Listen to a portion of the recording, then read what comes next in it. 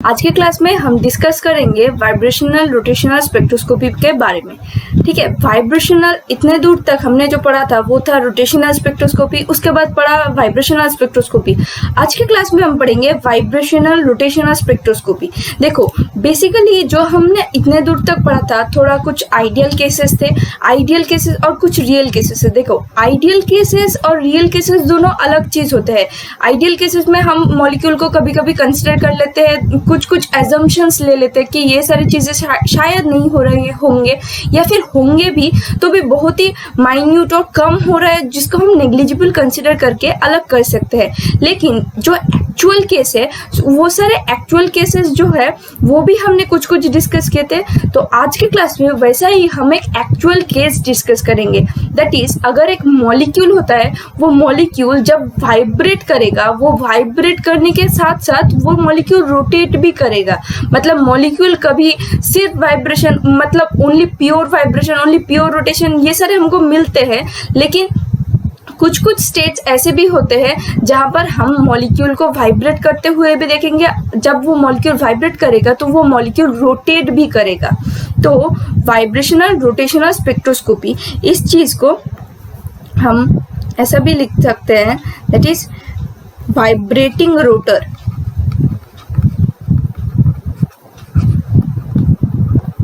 देखो, अभी रोटर का मतलब क्या है? एक मॉलिक्यूल जिसको हमने कंसिडर किया है वो रोटेट कर रहा है। ठीक है, रोटेट करने के साथ साथ अगर मॉलिक्यूल वाइब्रेट करना भी स्टार्ट कर दे तो उसको हम बोलते हैं वाइब्रेटिंग रोटर। तो हमको क्या करना है, इसमें हम बेसिकली इनके एनर्जी लेवल्स के बारे में थोड़ा डिस्कस करेंगे। कैसे हमको एनर्जी जो स्पेक्ट्रा मिलता है, वो स्पेक्ट्रा का क्या नेचर होगा, उसके बारे में डिस्कस करेंगे। हम वाइब्रेटिंग रोटर के बारे में उतना डिटेल्स में हमारे सिलेबस में नहीं है, तो जितना होगा कंसेप्चुअली हम कोशिश करेंगे उतना थोड़ा बहुत ही इजी तरीके से सीख ले। देखो, वाइब्रेटिंग रोटर मतलब इसका जो एनर्जी का टर्म होगा, उस एनर्जी के टर्म में एक टर्म रहेगा जो टर्म कंट्रीब्यूट करेगा वाइब्रेशनल एनर्जी को,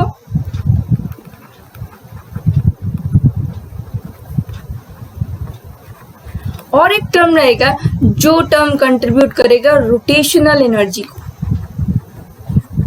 ठीक है, तो अभी जो चीज है, एनर्जेटिकली कौन सा लोअर है, एनर्जेटिकली कौन सा हायर है, ये सारी चीजें हमको देखना पड़ेगा। तो वो देखने के लिए हमको पहले तो ग्राफ ड्रॉ करना होगा।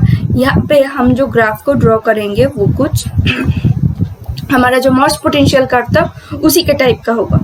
तो उसमें भी हम कुछ चीजें ड्रॉ कर लेंगे। दैट इज, हम कंसिडर कर लेंगे this to be V is equals to 0, that is vibrational level 0, and this will be V is equals to 1।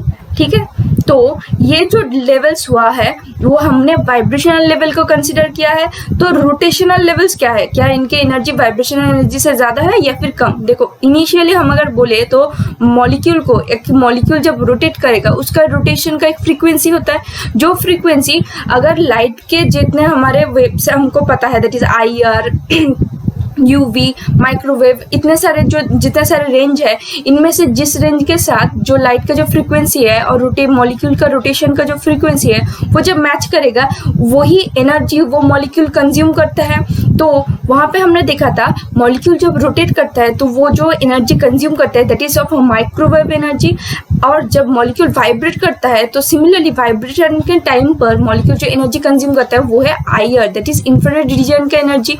सो हम ऐसा बोल सकते हैं दैट इज IR के एनर्जी तो हायर है, तो इसीलिए IR जो लेवल्स है, IR लेवल्स के अंदर rotational levels, sorry vibrational levels के अंदर रोटेशनल लेवल्स कंसिस्टेड होते हैं। मतलब एक जो हमारा वाइब्रेशनल लेवल जिसको हम V is equal to 1 ऐसा बोल रहे हैं, उसको अगर थोड़ा मैग्नीफाई करके देखें, कैसे?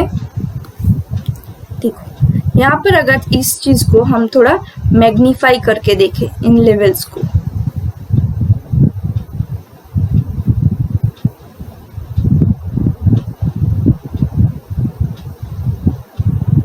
तो हमको क्या मिलेगा? ये पूरा कंसिडर्ड होगा to be V is equals to 1, ये कंसिडर होगा V is equal to 0। यहाँ पे हमको मिलेंगे बहुत सारे rotational levels.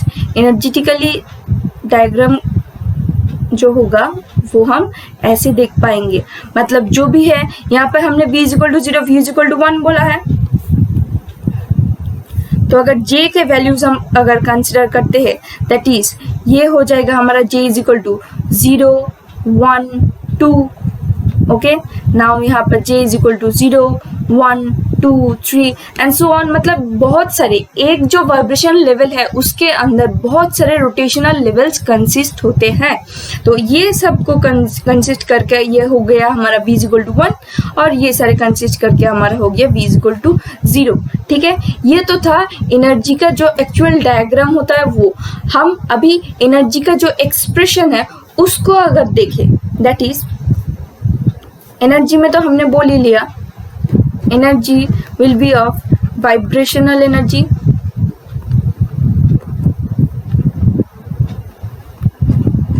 Plus rotational energy, मतलब मॉलिक्यूल रोटेट भी करेगा साथ ही साथ मॉलिक्यूल वाइब्रेट भी करेगा। तो फिर वाइब्रेशनल एनर्जी का जो एक्चुअल केस था, मतलब जो रियल केस था, रियल केस में हमने क्या देखा था, एनहार्मोनिक जो ऑसिलेटर होता है उसका जो एनर्जी है वो हमको कंसीडर करना पड़ेगा, that will be v plus half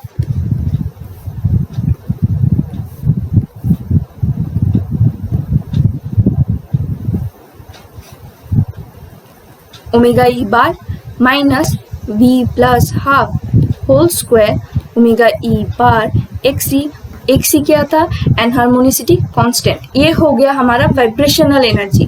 अभी उसके साथ हमको रोटेशनल एनर्जी भी सम अप करना होगा, this will be B J into J plus 1, okay.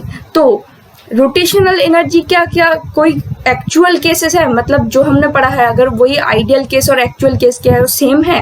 नहीं। देखो, अगर एक मॉलिक्यूल जब भी रोटेट करता है हमने कंसीडर कर लिया था कि वो रिजिड रोटर है। रिजिड रोटर का मतलब ये होता है कि जब भी मॉलिक्यूल रोटेट करेगा उसके रोटेशन के टाइम पर बॉन्ड लेंथ का कोई चेंज नहीं आएगा। लेकिन इन actual case, that is in real case, जब भी एक मॉलिक्यूल रोटेट करना स्टार्ट करता है, let us consider a molecule, ठीक है, एक मॉलिक्यूल का हम रोटेट करना स्टार्ट करते हैं। मॉलिक्यूल ऐसे जब रोटेट होगा तो मॉलिक्यूल रोटेट होने के साथ साथ वो जो एटम्स है जिनसे जो कंसिस्ट करते हैं उस मॉलिक्यूल को, वो एक आउटवर्ड फोर्स को फील करेंगे, दैट इज वो दूर जाना स्टार्ट करेंगे, एक दूसरे से दूर जाना स्टार्ट करेंगे। मतलब जितना हम एनर्जी बढ़ाते जाएंगे उतना ही ये आउटवर्ड फोर्स फील करेंगे जिसके वजह से ये दूर होते जाएंगे।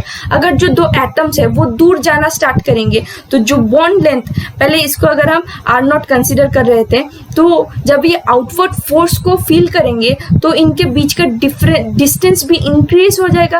अगर डिस्टेंस इंक्रीज होगा तो आर डैश जिसको हमने रिप्रेजेंट किया है, R dash will be greater than R, that means bond length भी इंक्रीज करता रहेगा। तो ये जो होता है, जो हमने जो कंसिडर किया था वो था रिजिड रोटर, जब बॉन्ड लेंथ चेंज नहीं होता। यह एक्चुअल रोटर जब भी बॉन्ड लेंथ का भी एक चेंज होता है। तो यहाँ पर जो एनर्जी हमको मिलेगा दैट इज थोड़ा डिफरेंस आएगा, this difference will be D into J square into J plus 1 whole square, ठीक है। ये हो गया हमारा एक्चुअल एनर्जी का टर्म, जो कि मतलब वाइब्रेशनल का भी एक्चुअल केस कंसिडर किया है, रोटेशनल का भी एक्चुअल केस कंसिडर किया है। लेकिन यहाँ पर जब हम वाइब्रेशनल रोटेशनल स्पेक्ट्रोस्कोपी को एक साथ डिस्कस करेंगे, एट दैट टाइम हम एक एजम्पशन को लेंगे, दैट इज जो डी का वैल्यू होता है, डी क्या होता है,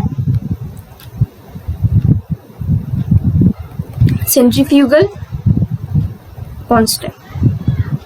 सेंट्रीफ्यूगल कांस्टेंट का मतलब सेंट्रीफ्यूगल, दैट इज जो आउटवर्ड फोर्स होता है जो एक मॉलिक्यूल फील करता है वही होता है सेंट्रीफ्यूगल फोर्स, तो वो होगा सेंट्रीफ्यूगल फोर्स कांस्टेंट। ये जो डी का जो वैल्यू है, ये डी का वैल्यू वेरी बहुत ही कम होने की वजह से, ये जो अगर ये वैल्यू बहुत ही कम होता है तो हम जब इस चीज को मल्टीप्लाई करेंगे तो वो भी वैल्यू कम हो जाएगा। अगर इतना ही नेग्लिजिबल वैल्यू रहेगा, इसका मतलब अगर B J into J plus 1, इस वैल्यू से हम किसी नेग्लिजिबल पार्ट को अगर माइनस करते हैं तो इन एक्चुअल क्या हमको कुछ भी उतना मतलब चेंजेस इतना भी नजर नहीं आएगा। दैट इज वाई हम इस टर्म को नेग्लिजिबल कंसिडर कर लेंगे, because of due to lower value of D we can write that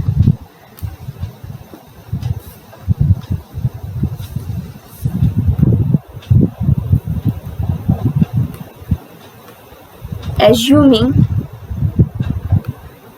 the value of d is very low, so d j square into j plus 1 term is neglected. Okay तो d का value कम होने की वजह से हम उसको neglect कर देंगे. देयरफॉर जो हमको एनर्जी का जो फॉर्मूला मिलेगा वो फॉर्मूला क्या होगा, एनर्जी का फॉर्मूला हमको हो जाएगा, हम अगर पहले रोटेशनल टर्म को लिख लेते हैं that is B J into J plus 1 plus B plus half omega E bar B plus half whole square omega E bar X ई.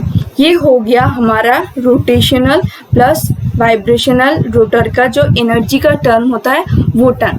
अभी यहाँ पर क्या देखना है, अभी हमको देखना है सिलेक्शन रूल. सिलेक्शन रूल देखने के बाद हम जो देखेंगे वो होगा ग्राफिकल रिप्रेजेंटेशन, जो करने से हमको ये टॉपिक खत्म हो जाएगा. ठीक है, बहुत ही इजी तरीके से और बहुत ही धीरे धीरे हम इसको कंप्लीट करेंगे. देखो अगर सिलेक्शन रूल देखते हैं,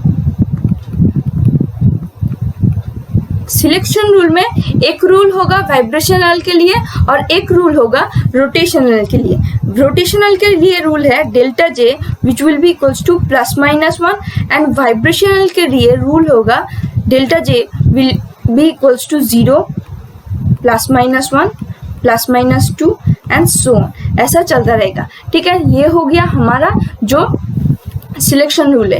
एनर्जी डिफरेंस, अगर मतलब दोनों एनर्जी लेवल्स का डिफरेंस क्या होगा, ये सारी चीज़ें हम चाहे तो कैलकुलेट कर सकते हैं. वो हम रेस्पेक्टिव जो वैल्यूज़ है उस रेस्पेक्टिव वैल्यूज़ को पुट करेंगे, वो वैल्यू पुट करने से हमको मिल जाएगा. लेकिन हमको उतना ज़रूरत नहीं है. हमको जो ज़रूरत है वो है बेसिकली जो ग्राफिकल रिप्रेजेंटेशन, मतलब हमको जो स्पेक्ट्रा मिलेगा वो स्पेक्ट्रा कैसे मिल रहा है उन चीज़ों के बारे में थोड़ा ज़्यादा हमको डिस्कस करना है. दैट इज़ वाई हमने पहले ये जो ग्राफ्स ऐसे ड्रॉ किया था. हम यहाँ पर ये जो पोटेंशियल मास पोटेंशियल है वैसे ड्रॉ नहीं करेंगे तो थोड़ा कॉम्प्लिकेटेड हो जाएगा. हम इजीली ऐसे थोड़ा ड्रॉ करके स्टडी करेंगे हमारा जो स्पेक्ट्रल क्लासिफिकेशन है. ठीक है, okay let us start that. हम एनर्जी कंसिडर करते हैं.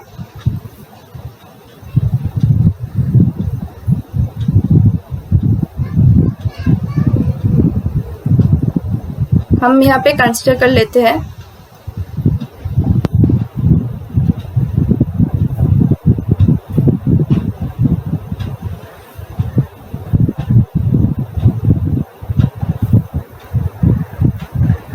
सॉरी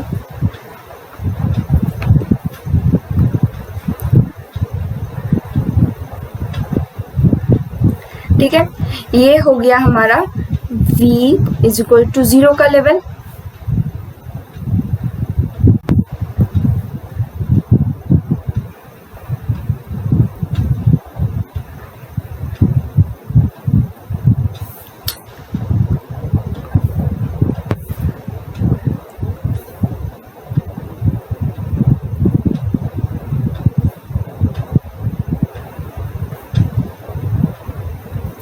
ओके नाउ यहाँ पे एक चीज बहुत ही याद रखने वाली चीज है दैट इज जो कि लोअर जे लेवल होगा. लोअर जे लेवल्स को हम मार्क करते हैं जे डबल डैश से. ठीक है, और हायर जे लेवल्स को हम मार्क करेंगे जे डैश से. This will be V is equals to 1. Okay now यहाँ पे होगा हमारा एनर्जी एक्सिस. Okay done. अभी सिलेक्शन रूल को भी हम थोड़ा अगर यहाँ पर लिख लेते हैं. देखो जे का वैल्यूज अगर देख लेते हैं, this will be J is equal to 0, J dash is equals to 1 2 3 4. यहाँ पे होगा J dash is equals to 0 1 2 3 और एक लाइन ड्रॉ कर लेते हैं दैट इज बोथ साइड पे हमारा इक्वल रहेगा 4.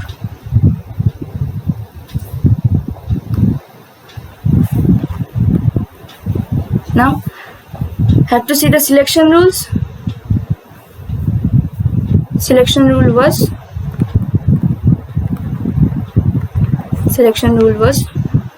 delta V which will be equals to 0 plus minus 1 plus minus 2 plus minus 3 and so on, and delta J which is equals to plus minus 1.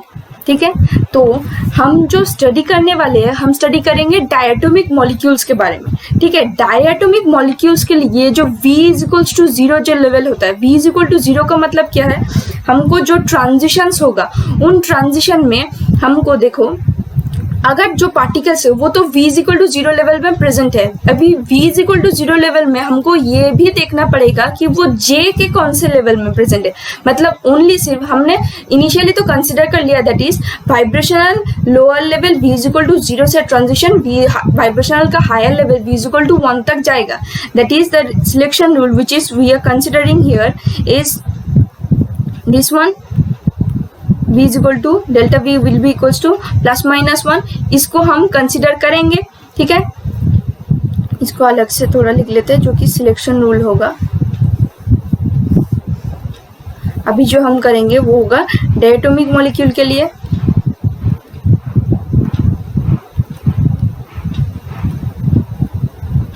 ठीक है, तो diatomic molecule के लिए हमको V equal to जो ±1 है, मतलब V इक्वल टू 0 लेवल से V इक्वल टू 1 लेवल तक हम ट्रांजिशन देखेंगे।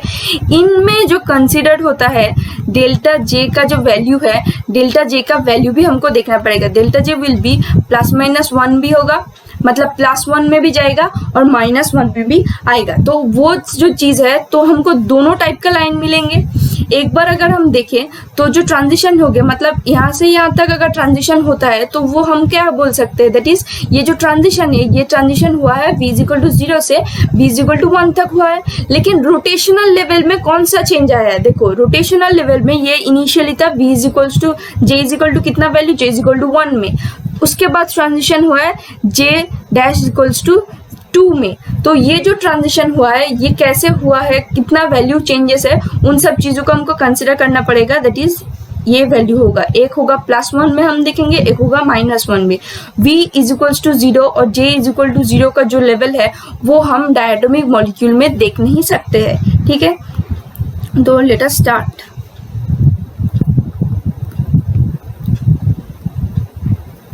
जबकि delta J will be equals to +1 होगा।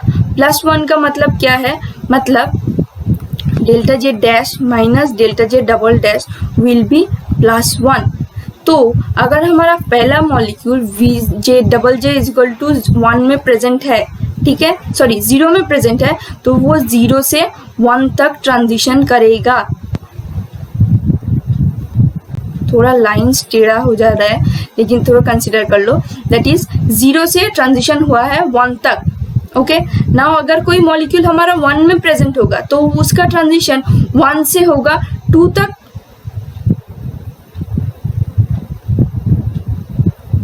अगर कोई 2 में प्रेजेंट होता है, 2 से उसका ट्रांजिशन होगा 3 तक। देखो सारी चीजों में अगर हम धीरे धीरे देखें, यहाँ पे क्या है, J double dash equals to 0 से ये ट्रांजिशन हुआ है J इज इक्वल्स टू 1 में, मतलब इसके लिए वैल्यू कितना हुआ, J dash minus J double dash. अगर हम करके देखें, सबका हम करके देख लेते हैं तो हमको कोई कंफ्यूजन नहीं रहेगा। That is J dash minus J double dash will B, first line के लिए कितना था, फर्स्ट लाइन के लिए था J डबल डैश था 1 minus 0 which is 1, this should be +1, okay. तो इसका हम देख रहे थे। नेक्स्ट का कितना किया था, 2 तक पहुंचा था, इनिशियली स्टार्ट हुआ था 1 से 2 तक गया था, therefore 2 minus 1 which will be 1। Third हम अगर देखें, 2 से ट्रांजिशन हुआ गया है 3 तक, 3 माइनस 2 विच विल बी 1। ऐसे ही 3 से जाएगा 4 तक, ठीक है। इन सारी केसेस में हमको क्या मिला, delta J which is equals to +1, ठीक है। नाउ इसको हम रिमूव कर देते हैं।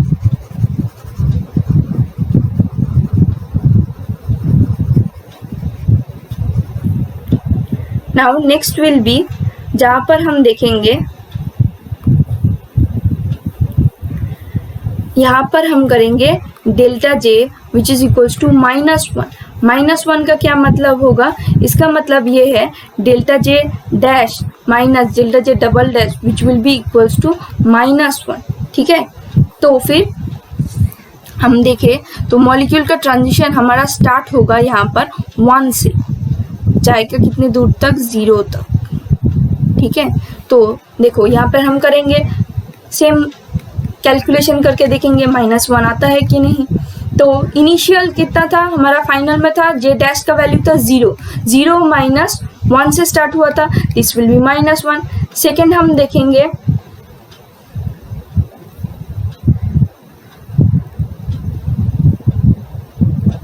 जे डैश का वैल्यू है, सॉरी जे डैश का वैल्यू है 1, जे डैश का वैल्यू है 1 और जे डबल डैश का वैल्यू है 2, देयरफॉर -1। थर्ड अगर हम ट्रांजिशन देखें, this will B from, sorry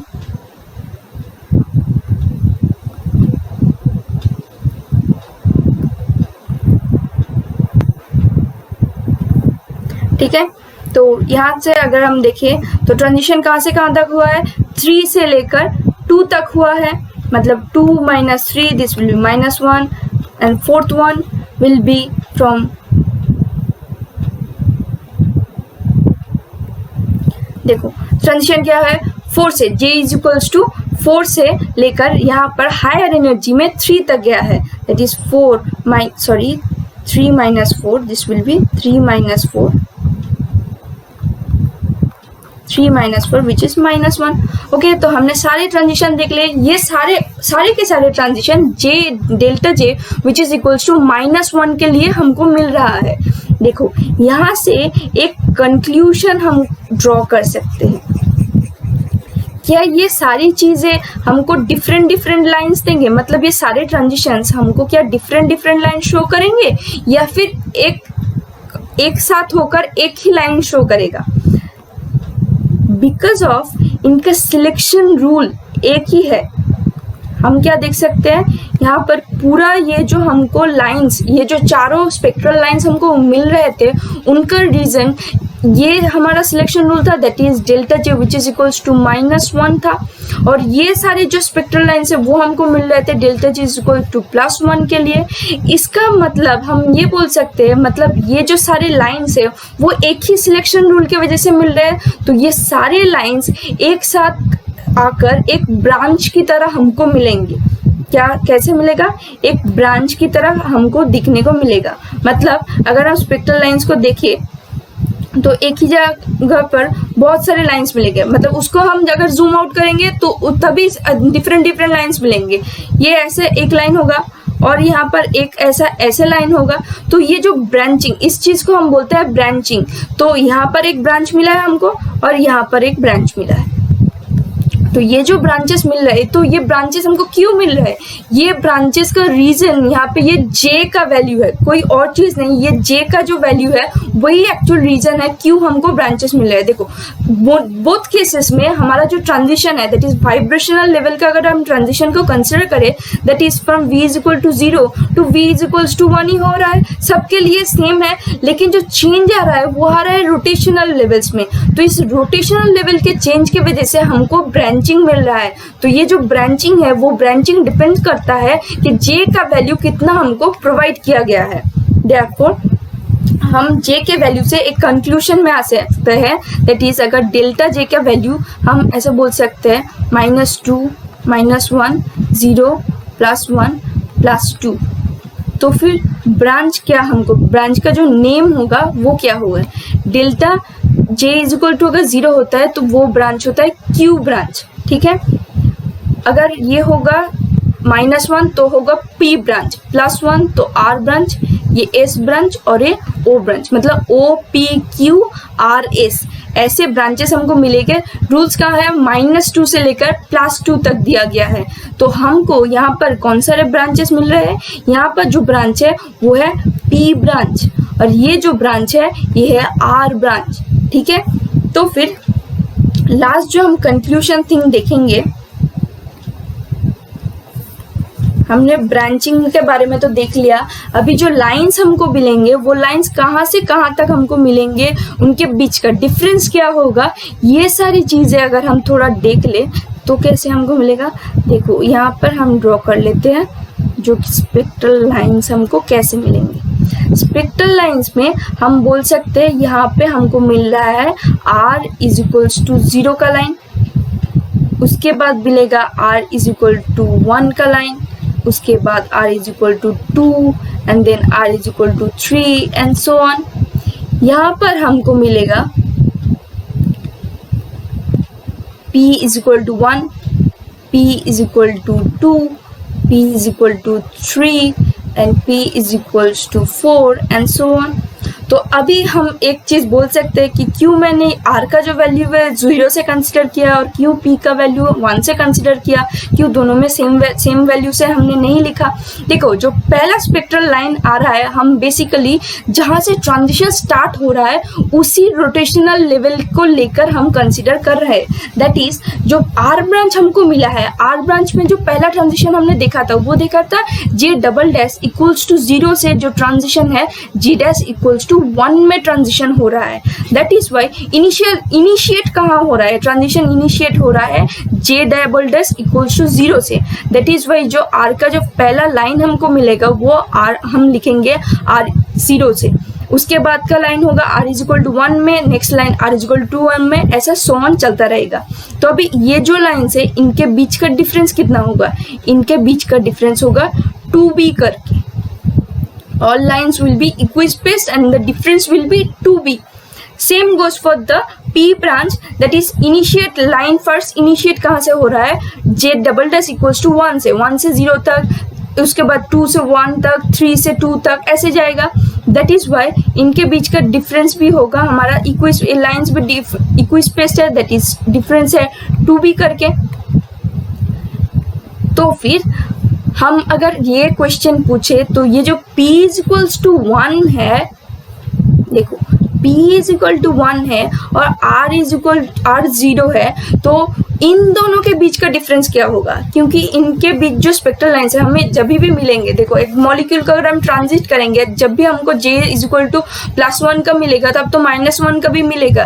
तो जो लाइन्स तो वो हमने अलग अलग कर लिया, दैट इज ये हो जाएगा r is equal to 0, sorry r0 और ये होगा p1। तो p ब्रांच के ईच लाइन के बीच का जो डिफरेंस है वो तो 2b है, r ब्रांच के जो ईच लाइन्स है उनके बीच का डिफरेंस 2b है, लेकिन ये जो p ब्रांच है और r ब्रांच है उनके बीच का डिफरेंस कितना होगा, क्या 2b होगा? नहीं, वो 2b नहीं होगा। देखो P और R ब्रांच के बीच में एक और ब्रांच आता है Q ब्रांच, जो कि आता है J is equals to delta J equals to 0 value के वजह से। लेकिन डायटोमिक मॉलिक्यूल में हम ये ब्रांच को देख नहीं सकते, ये ऑब्जर्व नहीं होता है। दैट इज वाई अगर इन दोनों के बीच का डिफरेंस होता तो वो भी 2b होता, मतलब P और Q ब्रांच का डिफरेंस 2b होगा और Q और R ब्रांच का डिफरेंस भी 2b होता। R ब्रांच में ईच लाइन्स आर इक्विस्पेस्ड, हम लिख सकते हैं इन P and R branch each spectral lines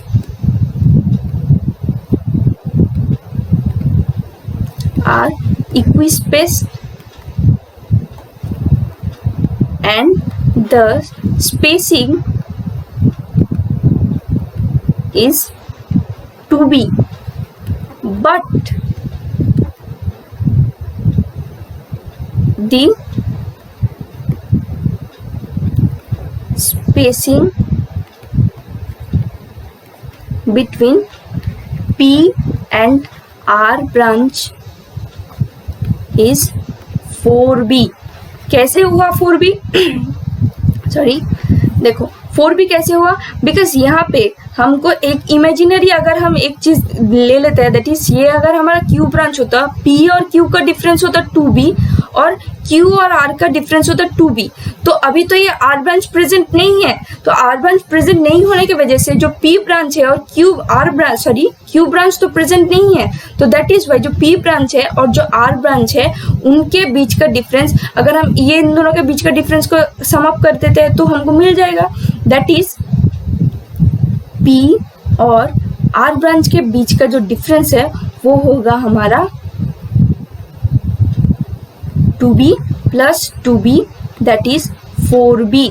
okay तो पी ब्रांच और आर ब्रांच के बीच का डिफरेंस है 4b, लेकिन पी ब्रांच के ईच लाइन के बीच में डिफरेंस है 2b करके, और same goes for the R branch. ठीक है, तो यहाँ पर हमने कंप्लीट कर लिया वाइब्रेटिंग और वाइब्रेशन और rotational spectra, that is vibrating rotor के बारे में जितना हमको जानना था।